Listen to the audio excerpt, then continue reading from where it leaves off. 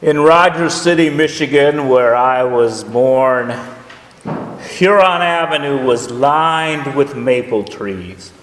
The avenue was broad, running up from the big lake, past my home, beyond the high school, to the highway on the edge of town. The gravel shoulders on the avenue were as large as the paved lanes, perfect for bonfires. And the children fanned out across the neighborhood with rakes. My brother and I went kitty corner to the junior high school, which had a bounty of leaves. My sisters piled leaves in front of our house, and the neighbor kids, Randy, Lisa, Ken, Jack, and Gary, brought leaves from their yard. And a morning of work gave way to an afternoon of play.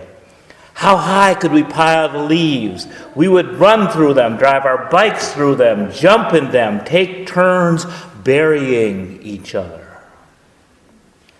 And once the corpse was laid, those remaining would march around the pile singing, "Poor John is dead, poor John is dead," repeatedly and mournfully, until, with an explosion of leaves, the dead leapt up and chased us all, tagging a victim for the next burial. Dead and undead chased away the afternoon. We transitioned at twilight time. Rakes scraped the leaves across the sidewalk onto the gravel shoulder. Adults came and lit the fire. My mother had cored apples and filled them with cinnamon and wrapped them in aluminum foil.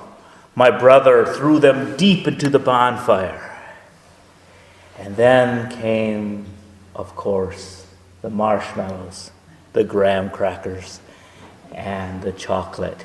And the whole neighborhood just feasted on s'mores. And everybody burned and roasted their marshmallow in their own particular way. Some keeping it just above the flame so it gets a toasty, even light brown. But I was the type who loved to stick it right in the fire and create a torch and walk around with that torch until I could blow it out and have all that wonderful charcoal goodness. The neighborhood feasted. The leaves were consumed. Children drifted home as the embers smoldered.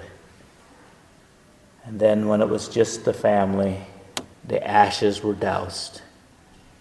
And the apples were carried into the dining room, where ash-covered children broke open the silver orb to reveal the soft, steamy apple cinnamon goodness. With a memory like that, it's no surprise that autumn is my favorite season.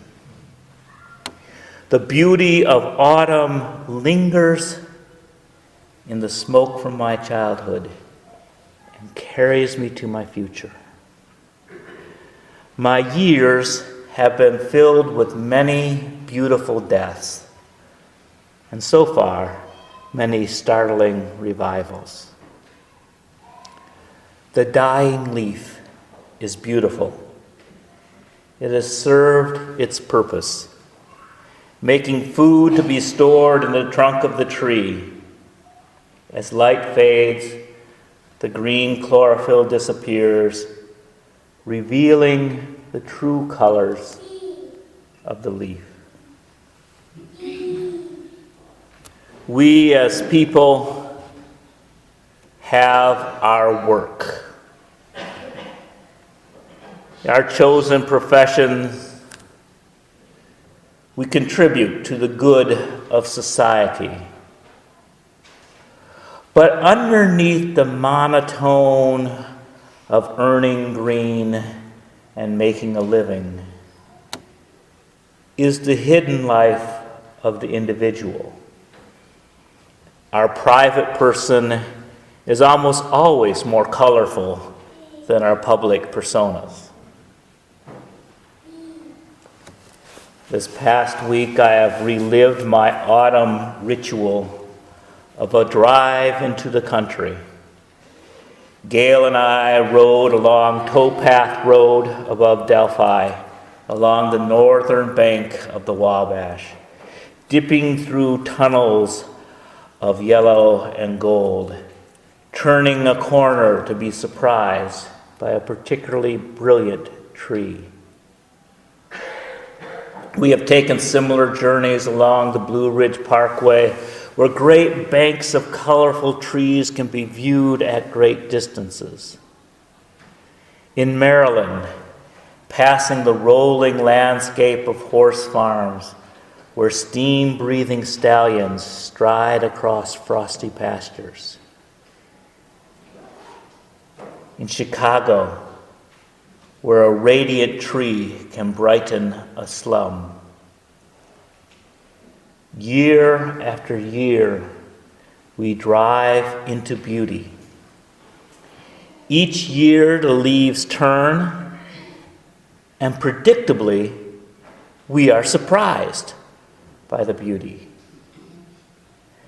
Memory seems unable to retain the thrill in the heart when one must exclaim, look over there. Beauty renews my spirit, giving me something I cannot manufacture.